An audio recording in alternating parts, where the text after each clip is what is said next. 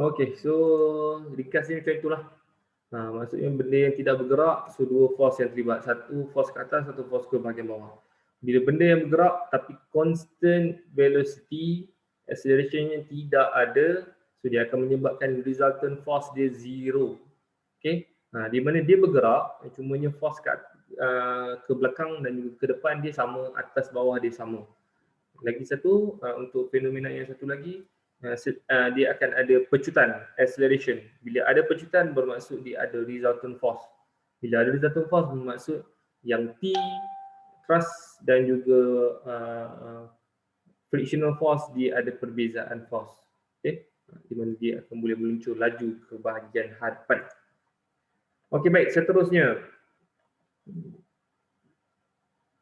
Okey.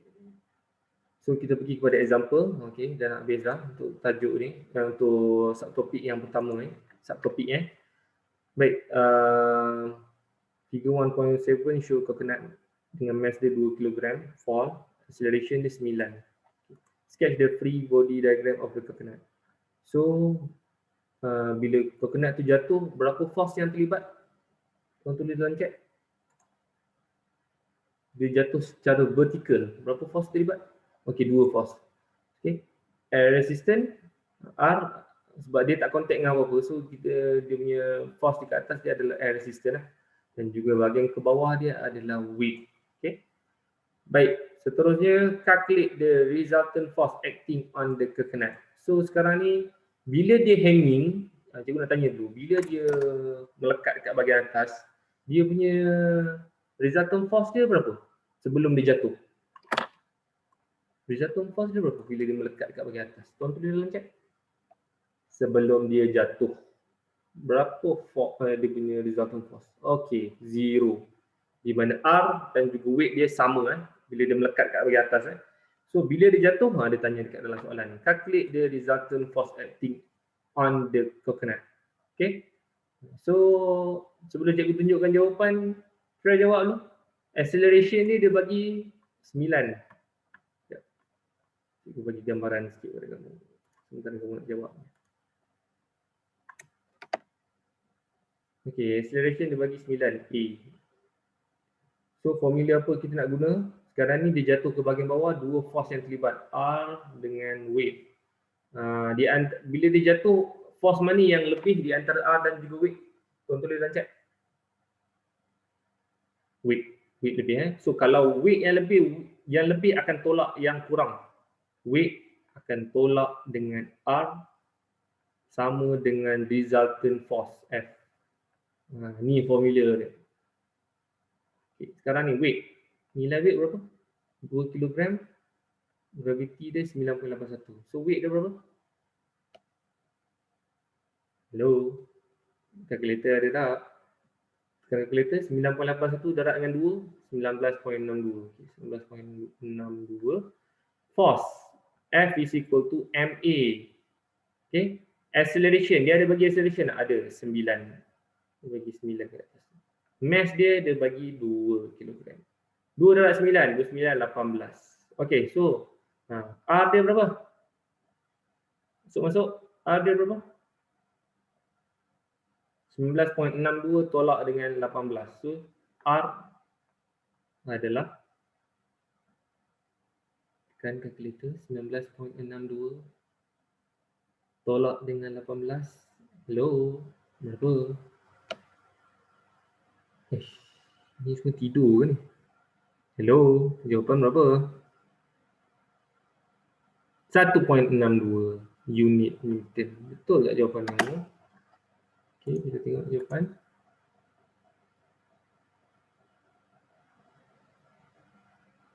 Okay, 1.62. Dia cari apa ni?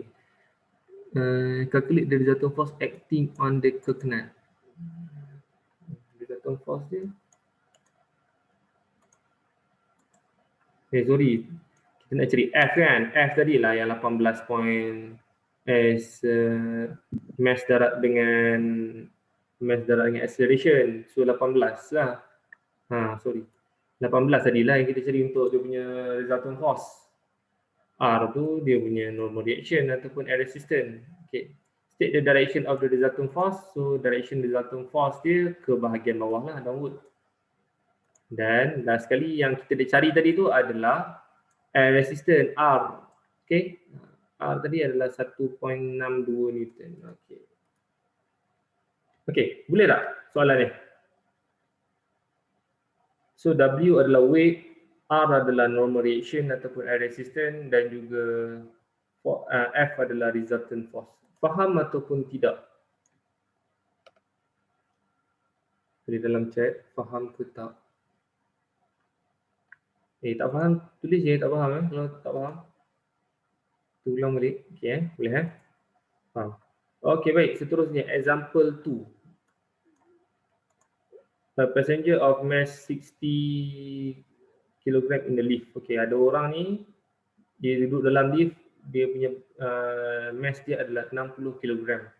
Sketch a free body diagram using the symbol W to represent the weight of the passenger and the symbol R, normal reaction. Okey, dia dah lukis dekat sini. Okey, ada seorang mamat ni. So normal reaction dia buat anak panah ke atas dan untuk weight anak panah dia ke bahagian bawah.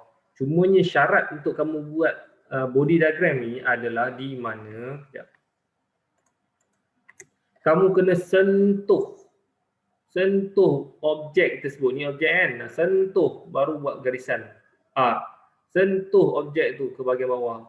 Wait, ni sengit pula, patutnya lurus ke bahagian bawah. Okay. Sentuh objek tersebut. Okay, boleh? Okay, seterusnya calculate the magnitude and the normal reaction when the lift is stationary.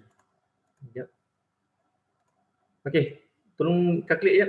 Bila dia stationary berapa? Dia punya calculate the magnitude of normal reaction. Normal reaction dia bila dia stationary. Weight mass passenger tu 60 kg. Hello. 600 Newton. Sekarang ni dia bagi gravitational acceleration dia 9.81. G dia 9.81 bukan 10. So jawapan 588.6 Newton. Kita tengok jawapan. 588.6 Newton betul. Di mana bila dia stationary bermaksud bahawa R dengan W dia adalah sama. Bila dia duduk dalam keadaan yang statik sahaja, R dengan W dia sama. Okay. So W kita gunakan mg. Mg mass. G itu adalah gravitational acceleration. Sebenarnya dia dah bagi 9.81. Dalam silibus kamu, kalau macam silibus sebelum ni, kalau dia tak bagi, gunakan 10. Cuma dalam silibus kamu, yang cikgu tengok dalam buku teks, kalau dia tak bagi sekalipun berapa acceleration dia, masih lagi kena gunakan 9.81 untuk silibus baru ni. So tolong elakkan G. Penting ni. G, gravitational acceleration bukannya 10 dalam silibus kamu G gunakan 9.81 untuk silibus kamu. Dia bagi ke, dia tak bagi ke, gunakan juga 9.81. Okey, boleh? Baik, seterusnya kalau lift tu bergerak ke atas dengan acceleration dia 1.2 meter per second. Okey. Kalau dia bergerak ke atas, saya nak tanya sikit, kalau statement nombor 2 ni, kalau dia bergerak ke atas, maksudnya force mana yang lebih? Tolong tulis dalam chat. Untuk statement nombor 2 ni, kalau dia bergerak ke atas, lift tu bergerak ke atas, force mana yang lebih? R, cikgu. So, kalau force dia R, kalau nak cari resultant force,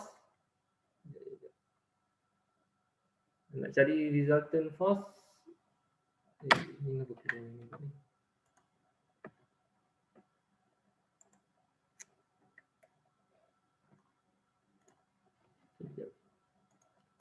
Ada masalah technical sikit. Okay. So kalau nak jadi resultant force adalah yang besar tolak kecil ke yang kecil tolak besar? Tolong tulis dalam chat. Kalau nak cari resultant force ni, yang besar tolak kecil ke yang kecil tolak besar? Besar tolak yang kecil. So kamu kata tadi yang besarnya adalah R. Sebab dia bergerak ke atas. So R lebih besar. R tolak dengan W. Tengok sini. R tolak dengan W. Betul lah? Okay. So carilah F ni tadi MA 6 darab dengan 1.2. 60 kg sebab mass dia 60 darab dengan acceleration. Dia dah bagi acceleration dia bergerak ke atas sebanyak 1.2. Okay. Weight dia tadi kita dah tahu 588.6. So kita nak cari R. Okay. So R dia adalah 66. Sorry.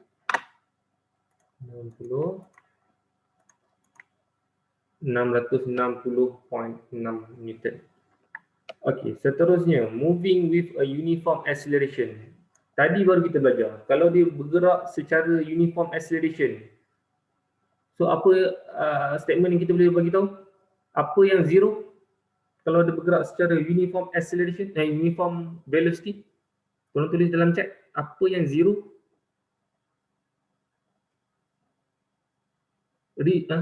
F. Okay, resultant force. Okay, resultant force F. Okay. So resultant force dia zero. Kalau tengok sini. Kalau dia bergerak, dia masih lagi bergerak. Cumanya dia tidak ada pecutan. Dia bergerak dalam velocity yang sama saja. Velocity yang sama saja. So tidak ada pecutan. So force dia zero. Bila force dia zero, kita boleh assume bahawa dia bergerak ke atas. Still bergerak ke atas. Sepatutnya R lebih daripada weight lah. Tapi dia bergerak secara velocity yang sama.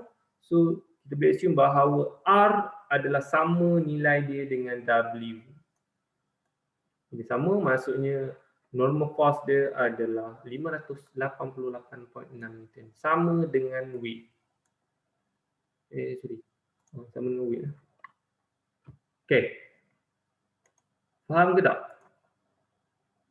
Boleh tak? Tolong tulis dalam chat. Okay ke tak soalan ni? Tentang lift ni. Okay. Boleh Okay. Baik, seterusnya. Yang last. Figure 1.1 shows a trolley mass being put on the table. Okay. Sekarang ni ada trolley, lepas tu ada load, lepas tu ada pulley. Okay. So bila ada bahagian ni, sebelum ni cikgu pernah kita pernah bincangkan berkaitan dengan bila ada tali yang ikat dengan bahagian load ni. So tali ni akan ada satu force dan nama force tersebut adalah apa? Tolong tulis dalam chat. Force yang terlibat pada tali ni. Apa nama force yang terlibat pada tali ini?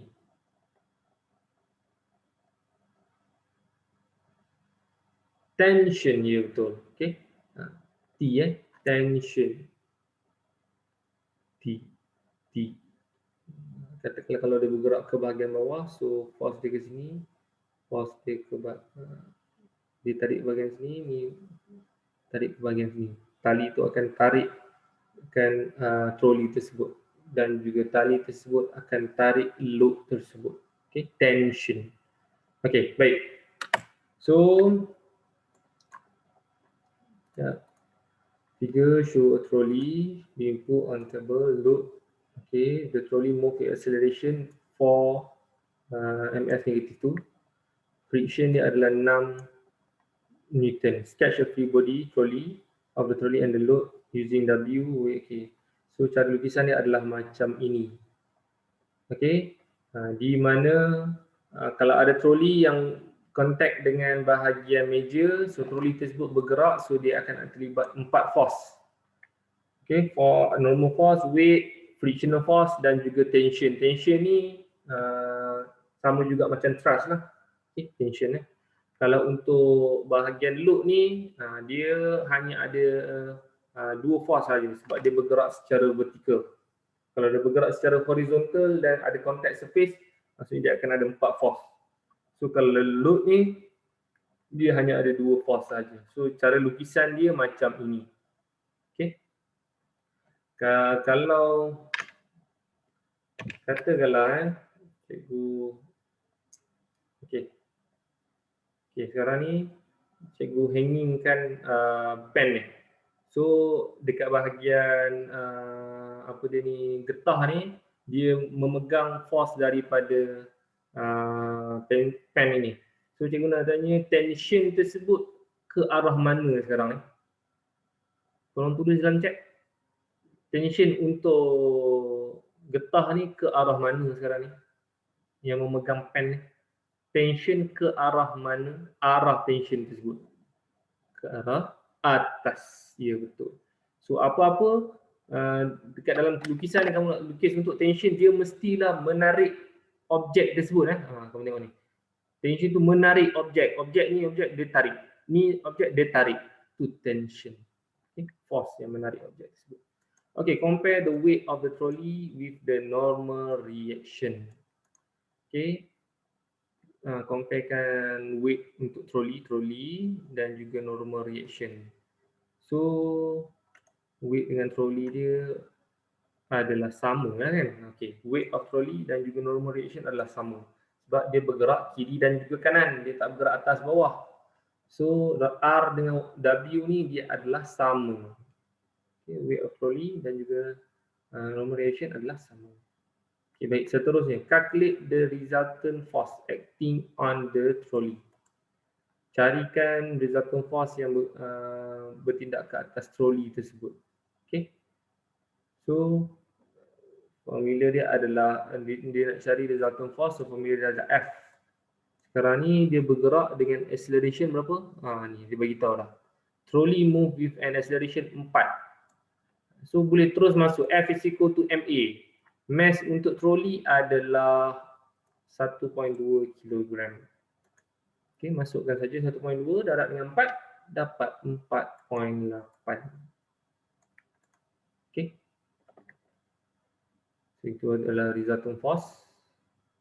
Sebab dia dah bagi acceleration dia berapa dia bergerak secara banyak 4. So kamu masuk dalam formula F is equal to MA je lah. Nanti cikgu akan bagi latihan untuk kamu jawab. Okey. Sekarang ni buat yang ni dulu.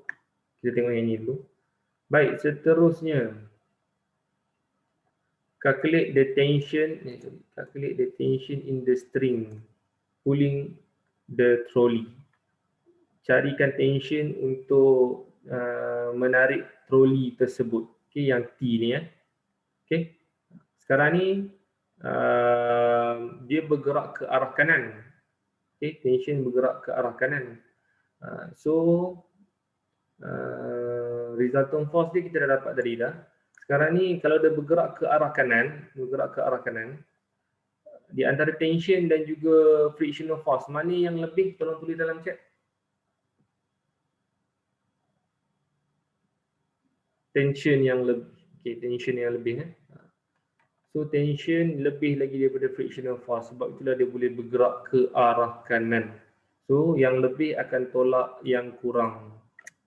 So formula dia F is equal lagi F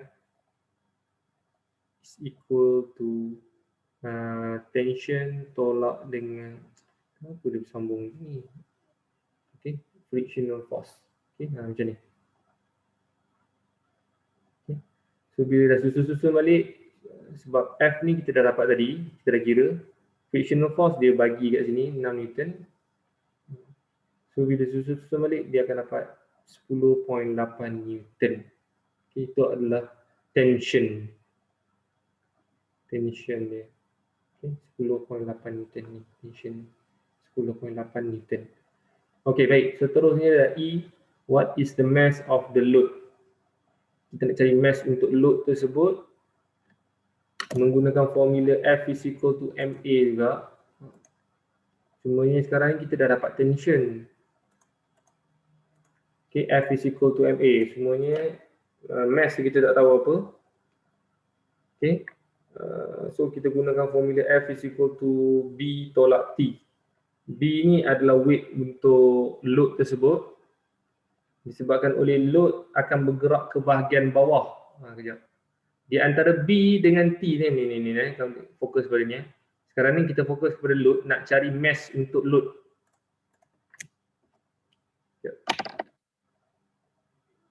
Ni mass dia berapa? Mass dia berapa So sekarang ni bila troli ni bergerak ke kanan, automatic load ni akan bergerak ke bahagian bawah. So bila load bergerak ke bahagian bawah, force mana yang lebih antara B dengan T? Tolong tulis dalam chat. B. B lebih daripada T. So dia punya formula dia resultant force is equal to B tolak T. Sebab load dia bergerak ke bahagian bawah. So resultant force samaan dengan dia bergerak secara acceleration dia adalah 4 kan. So sebab itu dia jadi 4 M. Sebab dia MA. Okay. M ni yang kita nak cari, A ni adalah 4. Okay, masukkan dia jadi 4M. Okay, seterusnya B. B ni weight. Okay, weight adalah mg. M yang kita nak cari, G adalah 9.81. Okay, so tension tadi dah kira dah kat atas ni tadi.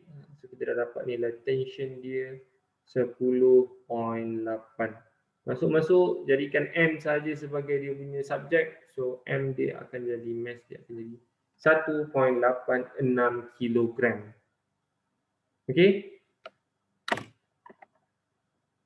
Boleh tak? Faham ataupun tidak? Tolong tulis dalam chat. Dah ada jawapan boleh lah faham. Okey tak? Faham ke ataupun blur lagi berkaitan dengan bila ada troli dan juga load? Kalau ada soalan nak tanya sekarang. Kalau nak tanya. Hello, faham ke tak? Tulis dalam chat. Hasya dah tulis dah faham. Yang lain tak faham tulis apa benda yang kamu tak faham? Hello. Tak ada orang ke?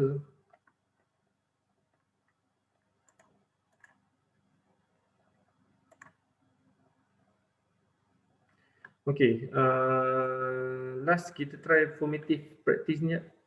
Determine the magnitude, tak ada calculation banyak sangat pun. Determine the magnitude and direction of the resultant force in the following situation. Okay, untuk 1A ni, berapa resultant force dia? 17, yang ini 9, yang ini 11. So, 17 campur 9 tolak dengan 11. Dapat berapa? Kalkulator 15. 15 Newton bergerak ke arah mana? Dia nak cari magnitude and direction. Magnitude dia 15 Newton. Direction bergerak ke kanan. Okay, good. Bergerak ke kanan. Okay, seterusnya yang bahagian B dulu lah. B. 13 ke bawah, 5 Newton ke atas, 2 Newton ke atas. So, berapa resultant force? 13 tolak 7. 6 Newton bergerak ke bawah. Okay, good. 6 Newton bergerak ke bawah. Baik, seterusnya sketch a diagram that show the 240 force and 180 Newton force and the resultant force. Okay, cikgu tolong lukiskan.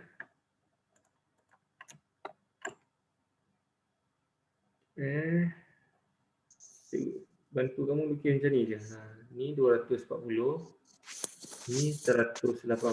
Okay, sekarang ni sketch. Yang ini dan juga resultant force. Sekarang ni cikgu nak tanya, resultant force ni cikgu nak kena lukis kat bahagian mana? Tolong tulis dalam chat. Resultant force dia cikgu nak kena lukis kat bahagian mana? Ni satu force 180. Ni satu force 240. Resultant force dia nak lukis ke arah mana? Antara dua tu, ya betul. Ni adalah resultant force. Okay, tengah-tengah. Calculate the magnitude of the resultant force on the ball. Okay, carikan resultant force dia untuk ball tersebut. So, susun dalam keadaan segitiga. Ni 240. Ni ke atas 180. Pythagoras theorem dapat berapa? Square root 240 square plus 80 square. So 300, dapat 300 kan? 300 Newton. Okay. So magnitude untuk resultant force dia adalah 300 Newton. State the direction of the motion of the ball. Dia bergerak ke arah mana? Direction of motion dia bergerak ke arah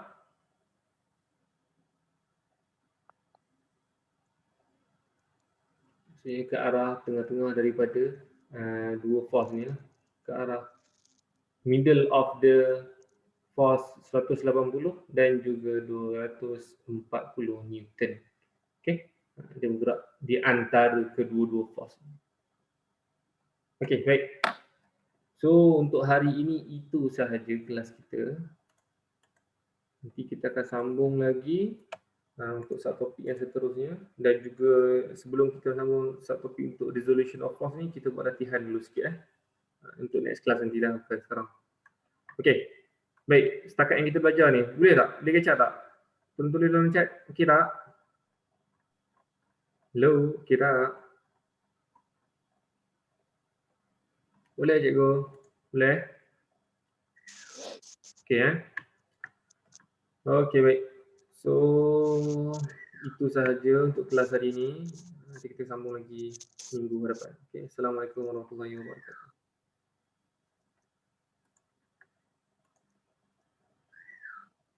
Oh, sekejap. Iman kalau nak tanya nanti tanya dekat dalam WhatsApp ni. Okey. Cikgu end sekarang So, kalau nak tanya nanti tanya dekat dalam WhatsApp. Okey, baik. Assalamualaikum.